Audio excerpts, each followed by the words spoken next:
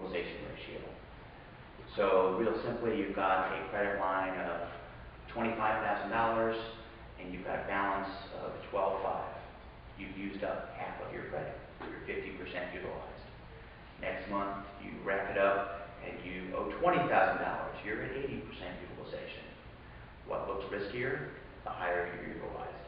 The lower you're utilized, the better off you are. So, but also they're looking at just the general amount of debt you have and the debt that you take on.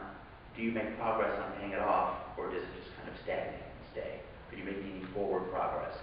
It's football season starting next, so we're making forward progress toward paying down our debt, or you get a personal foul, you know, or you're pushed backward.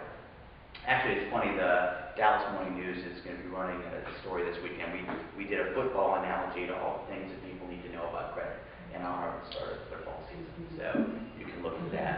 We usually do something once a week with the Dallas Morning News. Before we leave, I'm going to show you a few unique risk assessments that we've done with the Dallas Morning News the last few months. They're on the back table.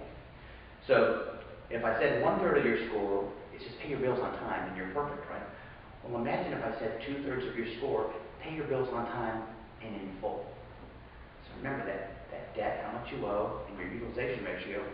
If you're using credit on a personal level, as you would cash, using it where you pay off on time and in full, you're using your credit as cash. It's a great financial tool for you, isn't it?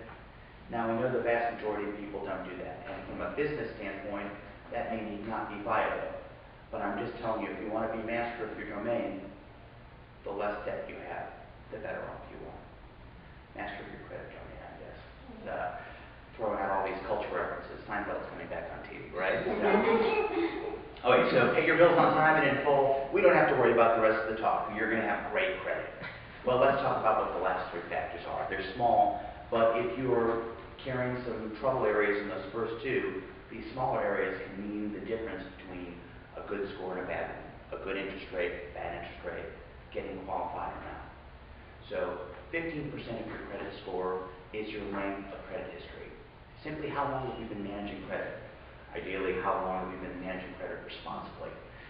So the best analogy is think about when you started driving when you're 16 years old and your insurance was through the roof. It was like $1,200 a year. Your folks wanted to give you away. And then when you turned 25, suddenly your insurance fell to the floor. And I always said it's because the hormones left the body, right? So, and that's what creditors are doing too. Once the hormones are out of your body, you'll have a higher credit score. No, I'm kidding. What it shows is between 16 and 25, what happens? You have a better idea of how to use a car. Well, the longer you use credit and credit responsibly, the better it reflects on your credit report and your credit score. So that's how long you've been using it and the length of history on per account that you have. So 15% of your score is just length of credit history. The other last two slices of the pie are 10% each. That's how much new credit you're taking on. So imagine somebody going to the mall and they start on one end, 10% off today if you open up a line, so you do, and you generated an inquiry. You applied for credit. So that was, let's say, the Gap. And then you go next door to what's your favorite store? Dillard's. All right. So you got the Dillard's. You went next door to the Anchor. You got the Dillard's card. You got 2 inquiries within a half hour. All right. You're credit shopping. You may not think about, I went out today and I'm going to be expanding my credit portfolio, but you are. Then you go to Bath and Body Works. You open up one, and then you hit, I don't know, Macy's. And by the time you get to Victoria's Secret, the secret's out. And you know those instant credit apps that, they're running it through? Oh, you've been applied. They're going to say, oh, it looks like you're on a mission to open up a lot of credit. And that's a recipe for disaster. What does somebody do if they're going to open up a bunch of credit all at once? They're probably going to use it.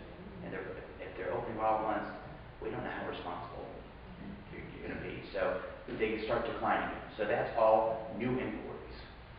So now most people don't do that all in one day. But you get the idea. If you're doing a bunch of credit shopping at once, that has an impact on you. You open up credit as you need it in a timely manner. The final area is your credit mix. Basically, how diversified is your credit portfolio? think about that for investing. You want to have stocks and bonds, mutual funds, index funds, real estate, all sorts of pieces to keep you balanced. Well, as they're looking at your credit mix, they want to know, in your wallet, do you just have 20 pieces of plastic? Or do you have some charge cards and credit cards? Do you have some secured loans like a mortgage, a couple of cars, a boat, a motorcycle? Do you have student loans? They want to know you know how to use different types of credit and that you can use them responsibly.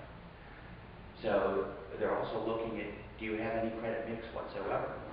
Some folks that say, cash is king, I don't believe in plastic. That's what I learned from my grandparents. Well, guess what? You've got no transactions on your credit report.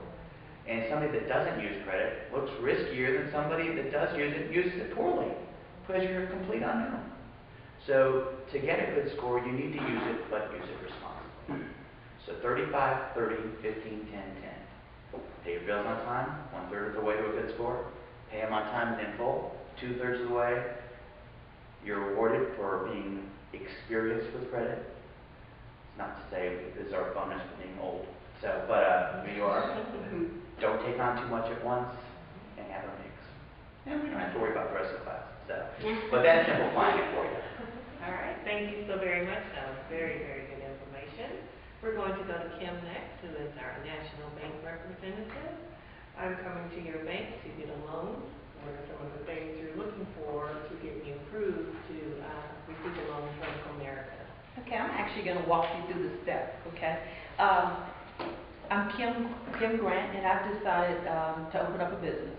And the business is called Kem's T-Shirts. I'm selling T-shirts. And I'm at a networking event like the chamber event like today, and I decided that I'm going to just network because I just opened my business last week. So Eagle Tour here has just said to me, Kem, we need 100 T-shirts. Well, 100 T-shirts, I'm not ready for that. I just started.